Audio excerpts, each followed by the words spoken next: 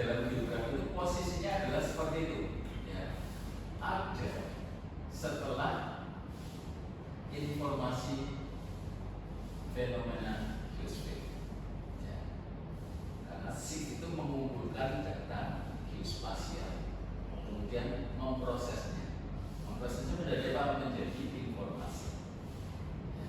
Jadi fungsinya SIG adalah memproses, ya, memproses data geospasial. Nah, data geospasial itu bisa diperoleh melalui pengetahuan kartografi atau pengetahuan PG.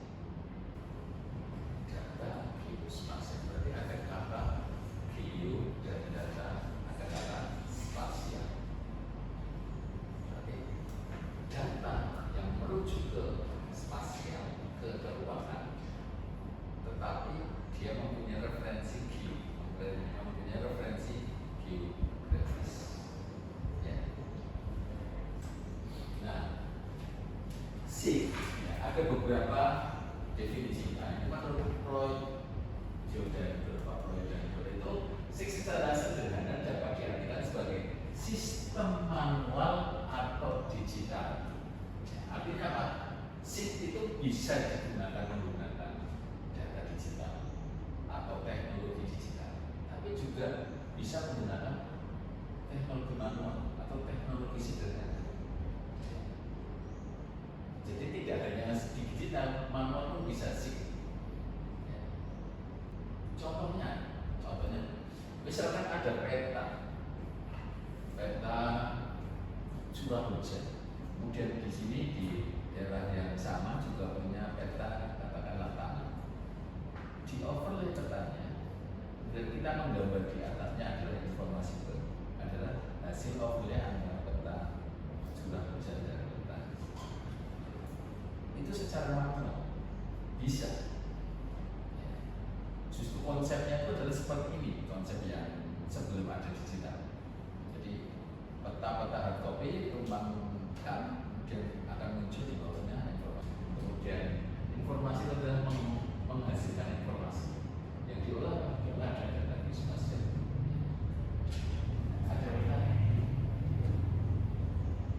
data geospasial. Data geospasial itu dalam SIG itu bisa berupa data geometrik objek, data atribut, ataupun data temporal. Di SIG itu diklasifikasikan menjadi tiga kelompok simbol. Yang pertama adalah simbol yang kedua titik atau poin atau node. Kemudian yang kedua adalah line atau garis. Kemudian yang ketiga adalah luasan atau pointer. Nah, ini adalah tiga simbol objek bagi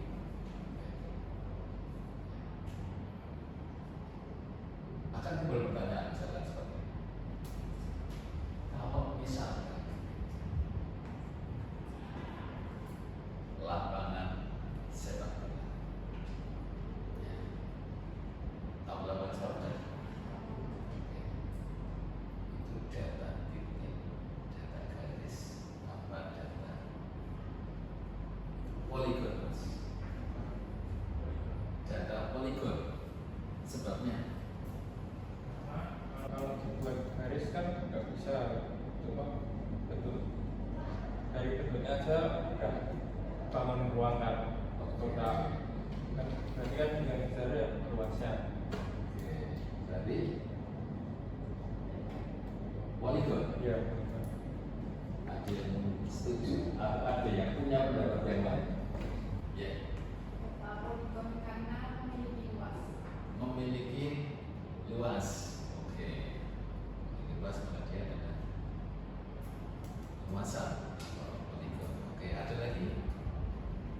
Kita misalkan punya peta dengan skala 1:100. Apakah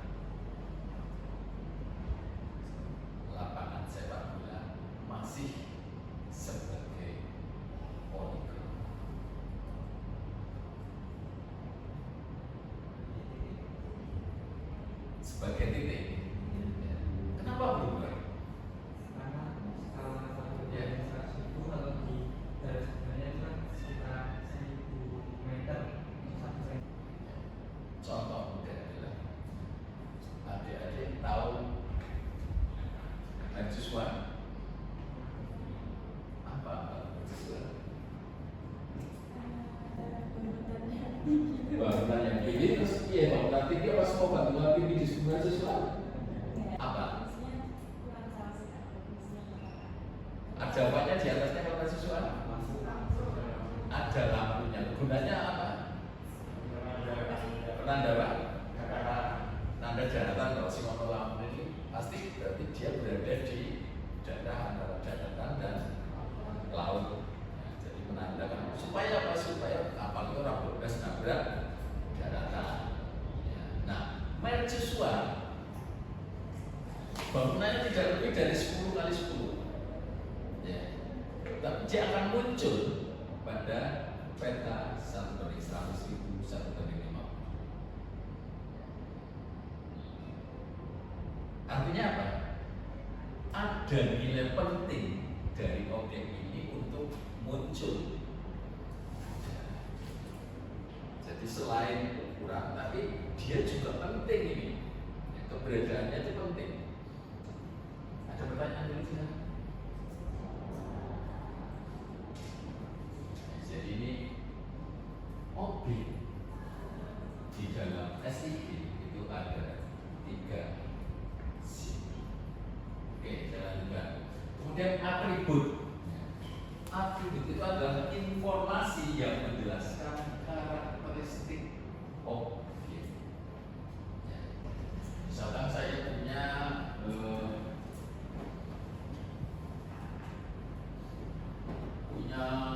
gambar atau peta yang bentuknya seperti ini. Katakanlah ini ada bentuk poligon. Ada poligon A, poligon B, C, D, dan E. Ini simbolnya adalah poligon. Nah, atribut itu adalah informasi yang menjelaskan karakteristik dari objek. Jadi ini ada poligon A, poligon B, sawah, oke, sawah. Contoh lagi B misalkan semak belukar, oke, semak belukar. Ada lagi? Kebun, oke. Nah, yang ditulis kalau yang titik.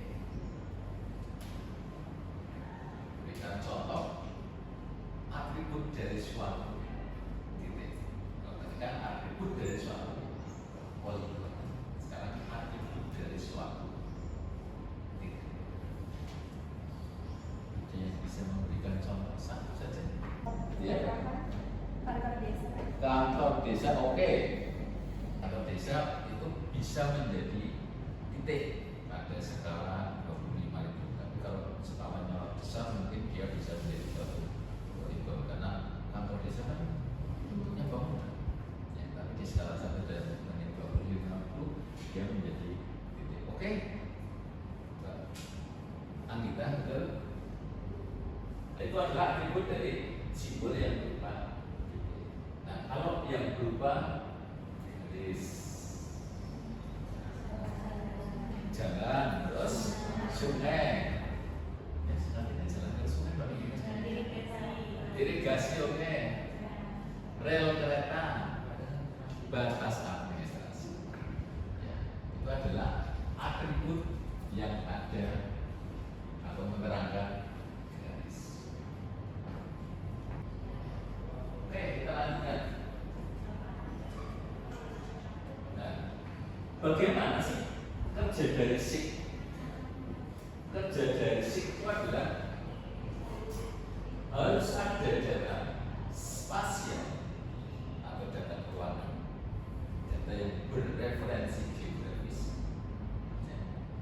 dan ada data atribut, data yang menerangkan dari data spasial. Data atribut itu bisa berupa data statistik, bisa data tabuler, dan macam-macam data. Ya. Harus ada dua, karena SIG itu mengolah dua macam data. Tetapi yang membedakan SIG dengan sistem informasi yang lain adalah antara data spasial dan data atribut itu ada relasi atau hubungannya. Jadi terhubung. Kenapa bisa terhubung? Karena ada sistem yang bereferensi geografis. Ya. Jelas? Oke, saya lanjut. Contohnya,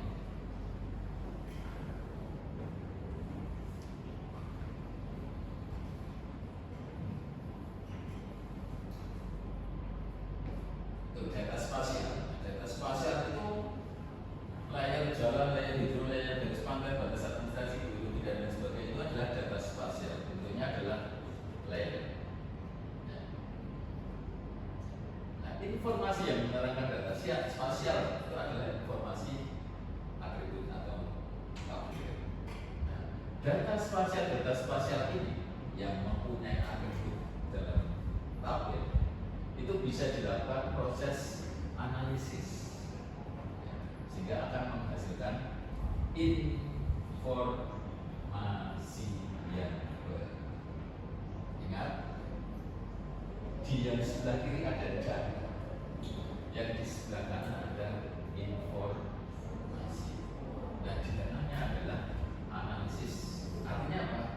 Untuk menjadi informasi, maka data ini diolah. Silahkan kalau ada pertanyaan. Apakah terlalu cepat? Dengar? Nah, pada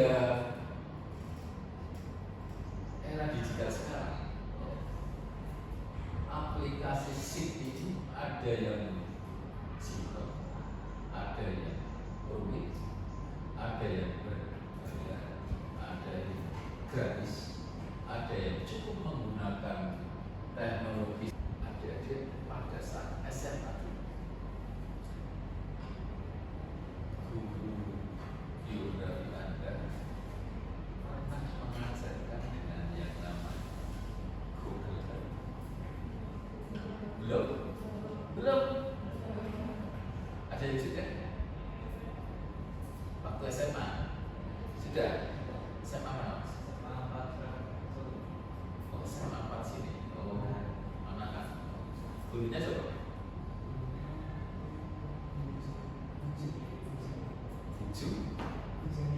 Bujumi.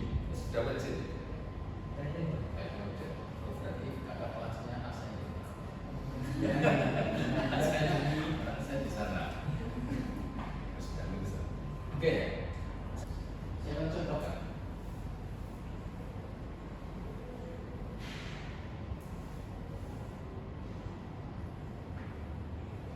Google Earth, ya, adalah aplikasi yang memungkinkan pengguna untuk menjelajahi bumi secara virtual menggunakan citra satelit, peta, dan model 3D.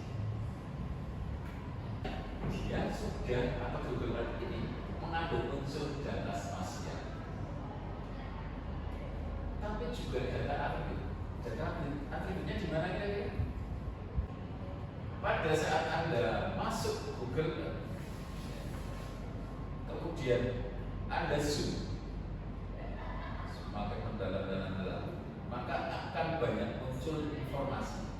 Tadinya yang dunia katakanlah hanya Indonesia, begitu Indonesia di zoom, nanti akan muncul kata Jakarta, Medan, begitu di zoom lagi, nanti akan muncul lagi misalkan Surakarta, Semarang, di zoom lagi akan ketemu mungkin banyak Jawa dan lain sebagainya. Semakin di zoom, maka dia akan muncul atribut. Jadi rumahnya paling jauh dari Solo siapa? Akbar mana? Cirebon. Di kota atau di desa? Di desa. Oke. Siapa yang belum pernah ke Cirebon? Nah, banyak sekali ternyata yang belum pernah ke rumah Mas Akbar. Coba kita lihat Google Earth. Oke. Ini tampilan Google Earth itu seperti ini. Ya. Indonesia belum muncul. Ya. Tapi kalau kita nesu, nanti dia akan muncul. Di rumahnya Cirebon. Nama desanya Beringin. Oke, Desa Beringin. Kita cari desanya Mas Akbar apakah ada. Coba kita cari.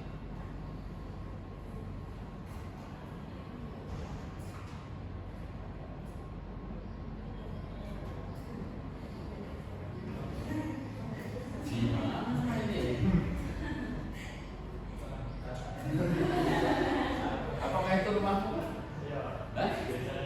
Iya. Rumahmu sebelah mana? Anda memandu saya akan menunjukkan di mana rumah. Kita lihat apakah Anda bisa mengungkapkan, mengungkapkan keruangan dari sini, sehingga saya dibantu untuk menuju lokasi Anda. Dari titik Beringin ini menuju ke arah mana? Ke bawah itu ke arah selatan. Oke. SD2 Beringin ke bawah. Ke selatan. Loket toko Rifki ke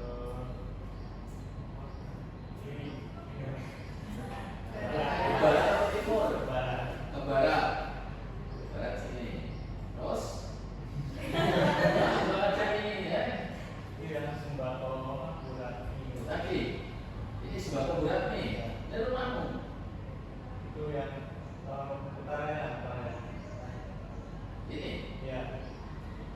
Ini rumahmu nih. Oke, kita tandai. Ini sedautan. Oke, kita bisa ngatur. Ya, kita bisa menandai atau memplotting suatu titik atau garis atau poligon di Google. Karena tadi bahwa simbol di sistem informasi geografis ada 3 titik garis. Ini kita beri contoh titik. Tadi plottingnya adalah titik. Bagaimana? Di sini ada plus place map yang menandai suatu lokasi dalam bentuk titik. Artinya apa? Artinya sistem shift di sini bisa berjalan, menambahkan simbol yang berubah. Jadi kita sudah mempraktekkan 2 fungsi dari dan 2 fungsi dari Google. Yang pertama adalah searching, mencari, dengan menuliskan alamat kita bisa ketemu yang kita cari. Yang kedua adalah menambahkan simbol titik atau menandai suatu. Oke, ketemu rumahnya Mas Akbar. Tadi simbolnya ada berapa? Titik. Garis yang mana sekarang? Garis kita lihat di tool atas itu. Ya. Ini adalah tadi titik at plasma.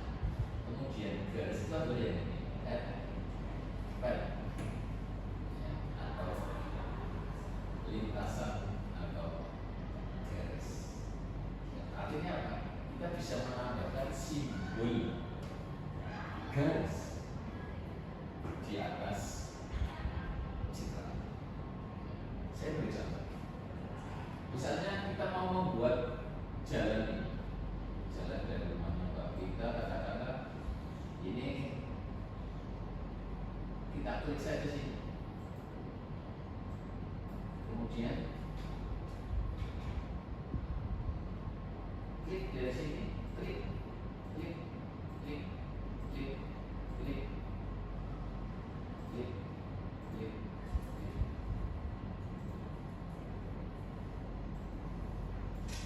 Jalan. Sudah tergambar jalan di sini. sudah jadi simbol yang berubah. Sudah dua simbol yang bisa ditambahkan di Google. Sekarang tinggal satu simbol untuk menjadi categori spasial yang komplit. Maka kita butuh poligon. Maka kita ini ada poligon. Kita bisa menggambarkan poligon. Misalkan kita menggambarkan area sawah, sawah ini kita buat poligonnya, maka kita klik ini.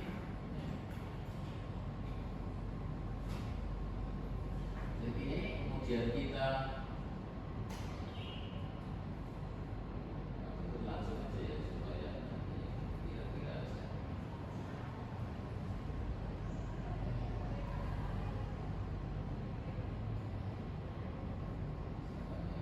sawah.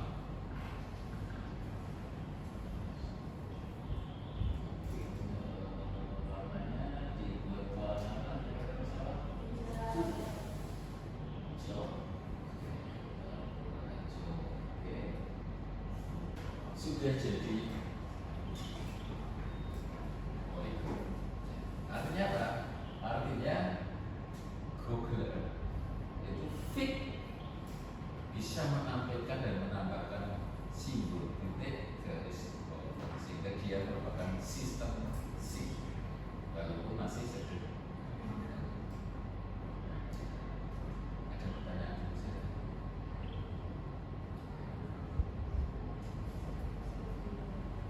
Tidak ada. Oke, kita lanjutkan. Kita lanjut. Nah ini contoh tampilan Google.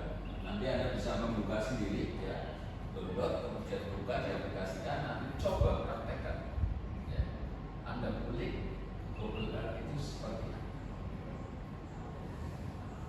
Banyak panduan, bisa dari web, kemudian bisa dari YouTube, kemudian bisa dari macam-macam. Silakan coba Anda klik, kemudian Anda explore bagaimana mengoperasionalkan Google Earth. Ini suatu aplikasi yang tidak sulit, ya, tidak sulit dan sangat mudah. Saya kira untuk bisa dioperasionalkan untuk anak-anak muda zaman sekarang, sehingga dari yang kita sampaikan tadi, maka kita bisa membuat peta citra dari suatu desa.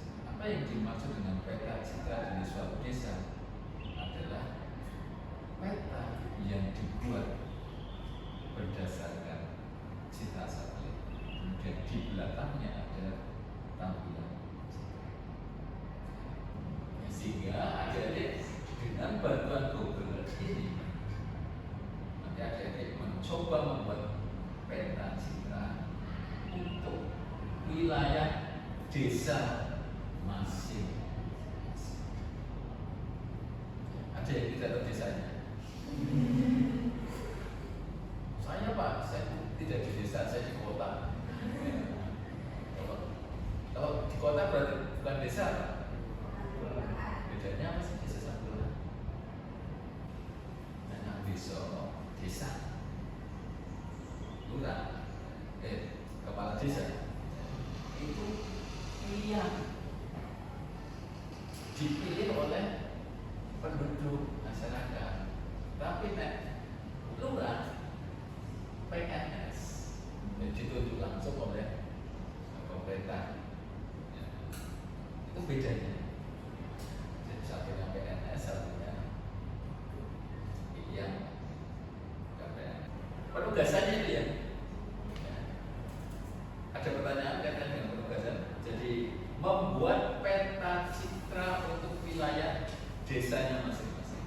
Jadi apa yang dimunculkan harus ada simbol titiknya, harus ada simbol garisnya, harus ada simbol poligon. Ya. Penugasan ini 3 minggu. Ya. Tapi minggu depan kita akan melihat progres. Ya. Kita lihat progresnya seberapa. Ya. Jadi supaya apa? Supaya Anda itu mengerjakan itu orang rumput di belakang. Nanti ke depan kita bisa mempresentasikan satu atau dua, kita lihat progresnya, kemudian kita koreksi nanti tambahnya apa-apa, sehingga sampai di minggu ketiga itu sudah fit, sudah jadi project. Ada pertanyaan dulu silakan. Ada rambu-rambunya, ada rambu-rambunya, ada rambu-rambunya. Apa sih yang dilakukan, ya. Kemudian menilainya bagaimana, ya. Kita menilainya adalah berdasarkan beberapa komponen, beberapa komponen. Yang pertama ini alat dan bahan. Artinya apa Pak? Artinya adik-adik bisa menggunakan alat dan bahan yang tersedia untuk membuat peta citra. Apa? Kemudian menyajikan permasalahan yang dihitung dengan data empiris. Kemudian metode menggunakan metode yang relevan, ya, karena tadi berarti adik-adik harus memasukkan data titik dengan menggunakan, ya. Kemudian waktu pengumpulan itu juga diperhatikan. Waktu pengumpulan lebih dari 10 hari, kemudian ini jadi ketepatan waktu, karena ini akan mempengaruhi nilai. Kemudian tugas ini adalah juga salah satu komponen untuk nilai. Ada 4 komponen dalam proses penilaian. Yang pertama adalah UTS, UAS, project, sama studi kasus. Nah, ini contoh penugasan dalam format project, ya. Oke, terima kasih. Kita ketemu lagi minggu depan, insyaallah. Tetap semangat dan jam bebas untuk kita